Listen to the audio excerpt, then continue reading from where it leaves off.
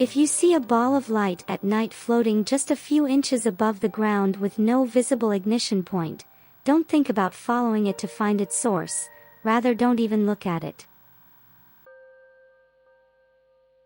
The floating blue flames have been part of stories and folklore since at least the 14th century. Stories of blue flames floating and bouncing across forests, marshes, and bogs permeate cultures from all around the world. So, what exactly could these be? Mythical beings? Ghosts? Let's find out.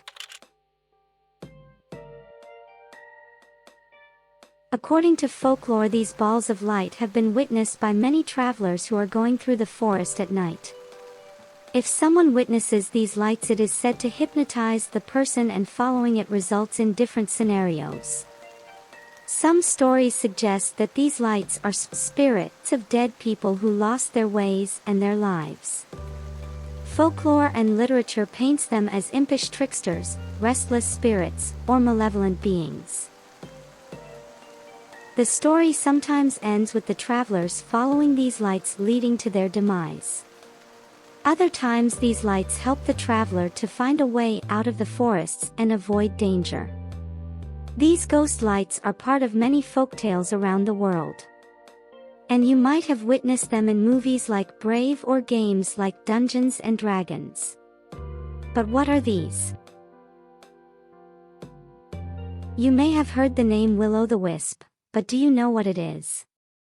The will-o'-the-wisp are most frequently described as small, moving blue flames that hover a few feet off the ground and do not flicker.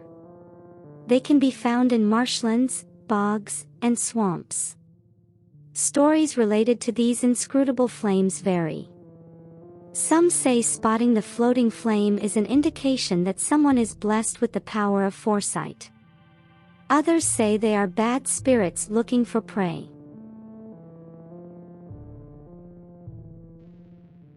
There are numerous stories and accounts of will-o'-the-wisp around the world. In Mexico, it has two equivalents. In one, folklore explains the phenomenon to be witches who transformed into these lights. The reason for this, however, varies according to the region.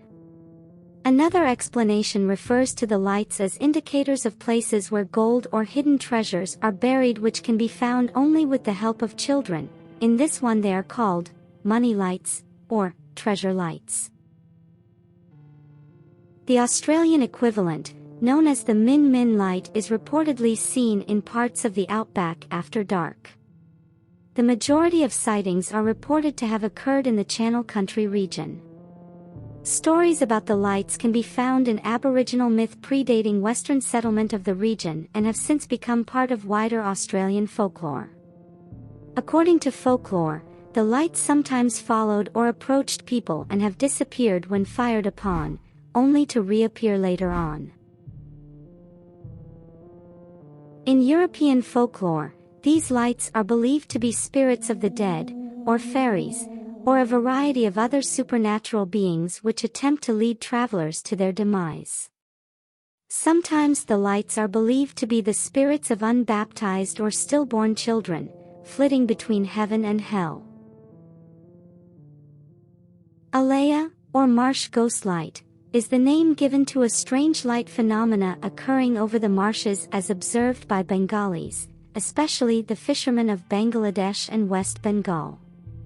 This marsh light is attributed to some kind of marsh gas apparitions that confuse fishermen, make them lose their bearings, and may even lead to drowning if one decided to follow them moving over the marshes.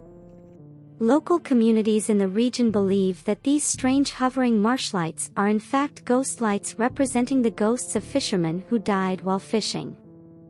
Sometimes they confuse the fishermen, and sometimes they help them avoid future dangers. Chur Bati, ghost light, is a strange dancing light phenomenon occurring on dark nights reported from the Bani grasslands, its seasonal marshy wetlands, and the adjoining desert of the marshy salt flats of the Rann of Kutch near Indo-Pakistani border in Kutch district, Gujarat state, India. Local villagers have been seeing these sometimes hovering, sometimes flying balls of light since time immemorial, and call it Chur Bati in their Kuchi, Sindhi language, with Chur meaning ghost and Bati meaning light. Similar phenomena are described in Japanese folklore, including Hitodama, literally, human soul, as a ball of energy, Hai no Tama, ball of flame, Aburagi, Kuamanbi, Ashinibi, etc. All these phenomena are described as balls of flame or light, at times associated with graveyards, but occurring across Japan as a whole in a wide variety of situations and locations. Kitsune, mythical yokai demons, are also associated with will-o'-the-wisp, with the marriage of two kitsune producing kitsunebai, literally meaning foxfire. These phenomena are described in Shigeru Mizuki's 1985 book Graphic World of Japanese Phantoms. Yet another moniker for the floating lights. Jack-o'-lantern or jack-o'-lantern. Yes, that's right. The carved pumpkins that adorn many a stoop or doorstep on Halloween actually borrow their name from this mysterious light. Jack-o'-lantern is of English language origin and simply means Jack of the Lantern.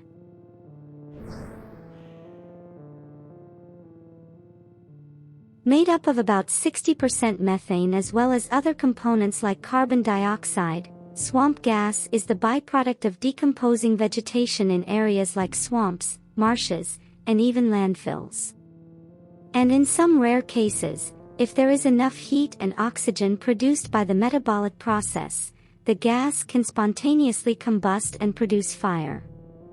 And methane just happens to burn with a blue flame and a yellowish glow. Will the mystery of the will-o'-the-wisp ever truly be solved? Even today many people swear the will-o'-the-wisp is a supernatural or paranormal experience. Interestingly, there have been no modern encounters with the will-o'-the-wisp and therefore no new data to add to any potential debunking theories. Perhaps there are no more will-o'-the-wisps because we have drained and demolished so many marshes and lowlands. Well, I guess the truth behind the will-o'-the-wisp will never be known. Furthermore, locals prefer it to stay that way and believe in the stories and folklores instead of finding the logic behind them. And stay close to their cultures. That's it for today. Hope to see you next time. Stay safe and stay healthy. Bye-bye.